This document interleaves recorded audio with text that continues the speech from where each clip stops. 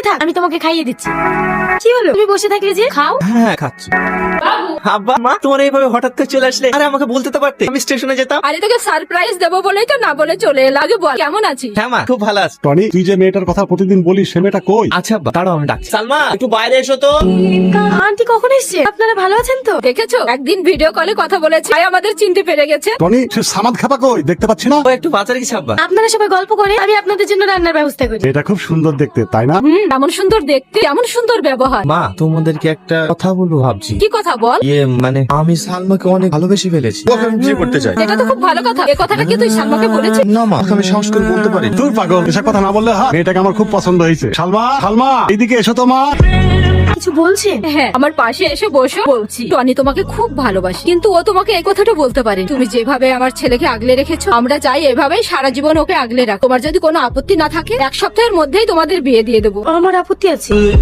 কিসের আপত্তি? না আসলে আন্টি, আমি আপনার ছেলেকে বিয়ে করতে চাই, কিন্তু 1 মাস পর। আমি তো অন্য কিছু ভেবেছিলাম। ঠিক আছে, 1 মাস পরে তোমাদের বিয়ে হবে। আন্টি, ওদিকে রান্না হচ্ছে, আমি আসছি।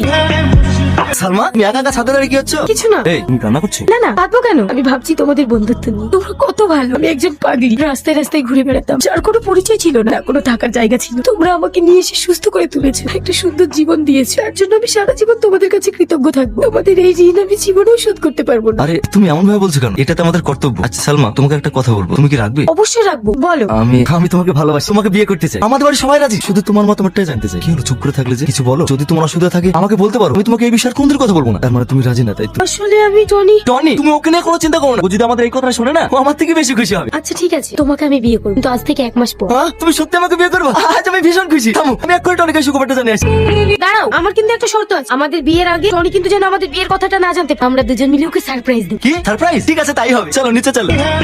জানো সালমা, আজ আমি ভীষণ খুশি, কারণ তোমার মতন মেয়েকে আমি আমার জীবন সঙ্গী হিসেবে পেতে চলেছি। তোমাকে আমি আগলে রাখবো, সারা জীবন সুখে রাখবো, কোনোদিনও কষ্ট পেতে দেবো না। তুমি কাঁদছো কেন? এত শক্তি আমার কপালে সইবে। কি আবার তোমার বলছো? তুমি হচ্ছে ভালো, তুমি সুখে থাকবে এটাই স্বাভাবিক। জানি না আমার কপালে কি আছে। সালমা আমার ঘড়িটা কোথায় রেখেছো? পাচ্ছি না। দেখো ড্রয়ারে কোথাও আছে। আমি পাচ্ছি না, তুমি এসো। তুমি বসো, আমি ঘড়িটা খুঁজে দিয়ে আসছি।